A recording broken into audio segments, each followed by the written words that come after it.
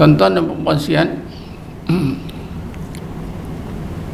di dunia ini Allah tunjukkan 3 jenis cahaya hissi. Kalau kita tengok di atas langit, pertama cahaya apa? Bintang. Kedua cahaya bulan. Ketiga cahaya matahari.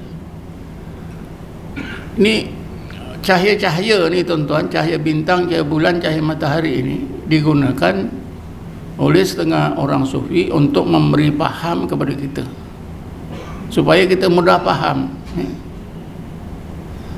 Cahaya bintang tentulah malap, semua kita tahu. Berbanding dengan cahaya bulan masih tentulah lebih terang. Banding dengan cahaya matahari lah paling terang sekali. Ini kata orang-orang sufi, begitulah cahaya maknawi yang ada dalam ruang rohani kita, dalam ruang hati kita, dalam roh kita. Ada yang malap, ada yang terang, macam terang sedikit, ada yang sangat terang. Jadi Ibnu Athaillah dia menerangkan cahaya yang khusus, yang sangat terang, yang Allah limpahkan ke dalam hati seseorang mukmin. Dan limpahan ini biasanya walaupun disebut dilimpahkan oleh Allah terus ke dalam hati, biasanya menerusi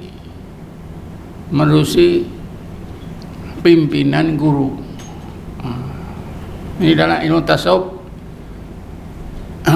Sebab itulah dalam ilmu tasawuf, bila kita belajar tasawuf mesti ada guru, supaya kita dapat limpahan cahaya itu daripada guru kita itu daripada gurunya, sampailah kepada Rasulullah daripada Jibril daripada Allah Subhanahu wa ta'ala.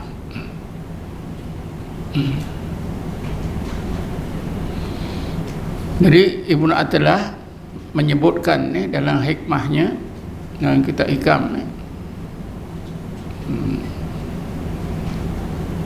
an-nuru lahul kasfu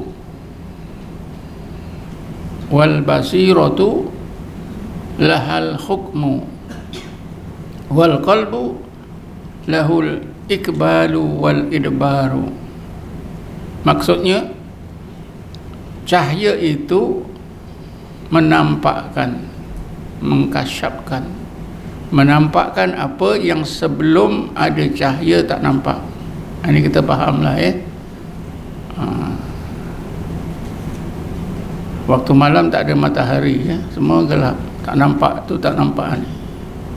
Besok pagi ada matahari, cahaya matahari itu menampakkan yang pada waktu malam kita tak nampak. Sama je lampu dalam surah ni kita padam, kita tak nampak, bila kita on balik nampak. Jadi kata Ibnu Athaillah, cahaya itu peranannya menampakkan apa yang tak nampak sebelum ada cahaya,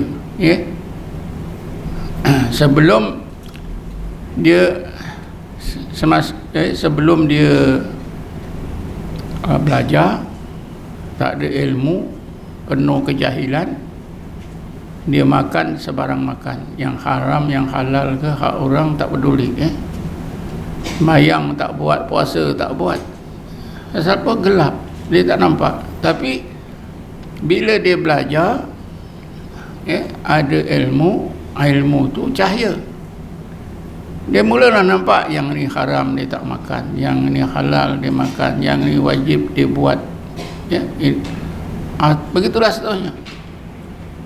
Jadi kata Ibnu Athaillah, cahaya itu peranannya ialah menampakkan apa yang sebelumnya, sebelum ada cahaya itu tak nampak.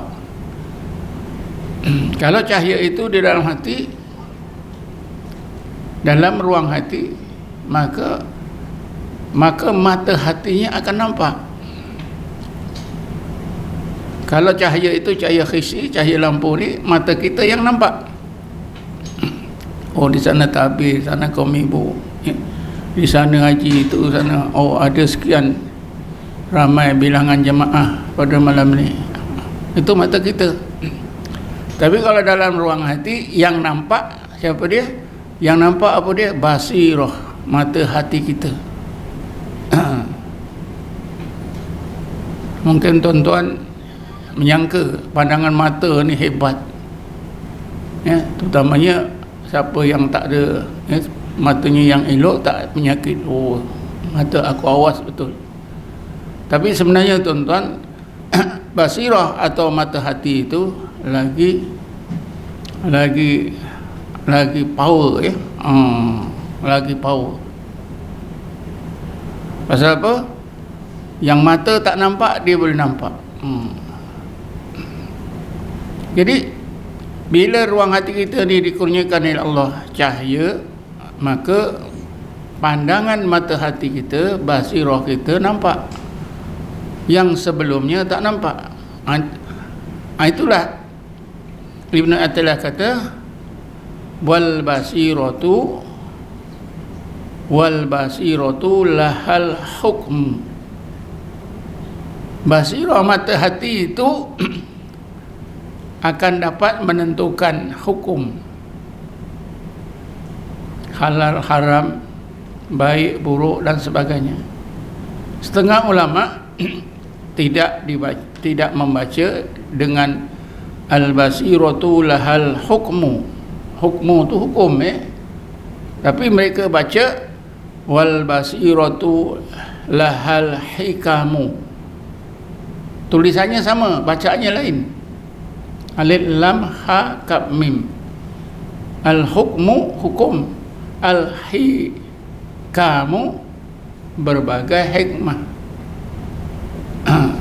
Jadi ada ulama yang baca hukmu, ada ulama yang membaca hikamu dalam apa ni hikmah ni.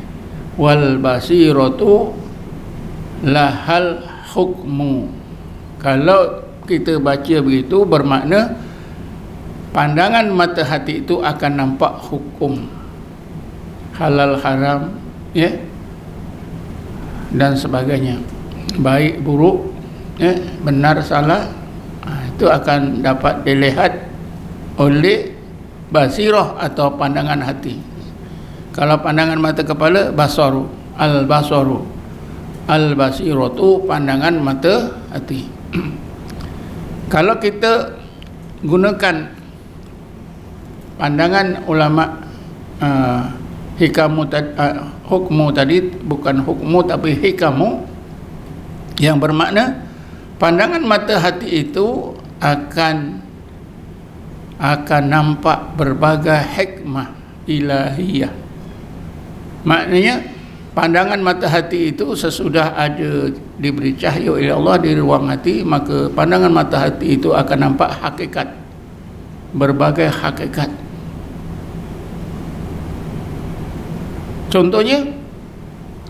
Contohnya ayat 190 surah Al-Imran, di mana orang ulul albab, pandangan mata hati orang ulul albab, basirah ulul albab, nampak ayat-ayat Allah yang tersirat dalam kejadian yang di langit dan di bumi dalam peredaran masa malam dan siang. Bismillahirrahmanirrahim. Inna fi khalqis samawati wal ard wa ikhtilafil laili wan nahar la ayatil liulil albab. Sesungguhnya di dalam kejadian-kejadian Allah yang di langit dan di bumi, di dalam peredaran masa malam dan siang, terdapat ayat-ayat Allah yang dapat disaksikan oleh basirah, pandangan hati ulul albab. Jadi kalau dibaca lahal al-basiratu lahal hikamu, maknanya mata hati itu sesudah diberi oleh Allah cahaya di ruang hati, pandangan mata hati akan nampak berbagai hakikat rahsia-rahsia Allah yang tersirat dalam kejadian-kejadiannya. Termasuklah mungkin apa yang tersirat dalam diri kita.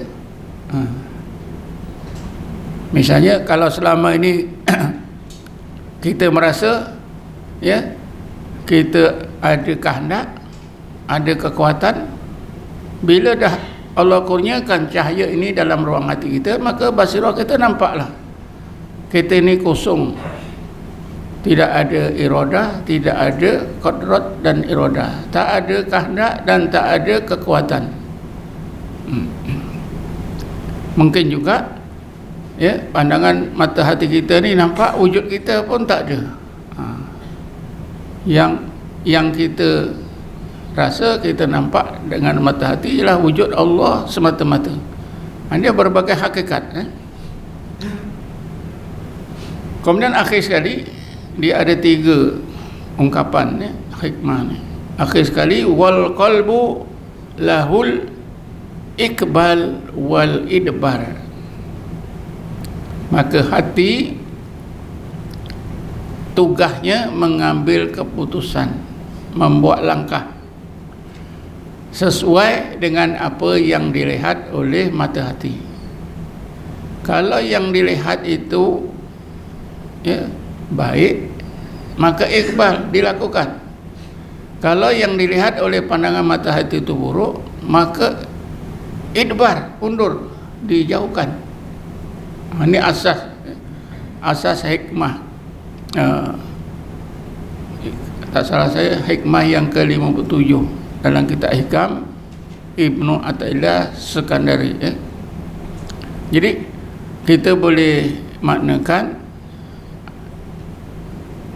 an-nuru lahul kasfu wal basiratu lahal hukmu atau hikamu wal qalbu lahul ikbalu wal idbaru.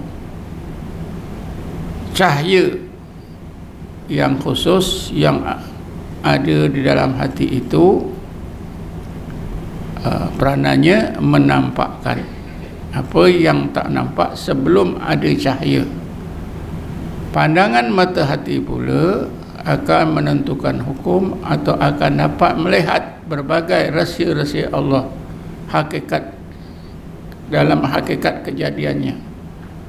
Dan peranan hati pula akan mengambil keputusan. Kalau baik dilakukan, kalau buruk dijauhkan.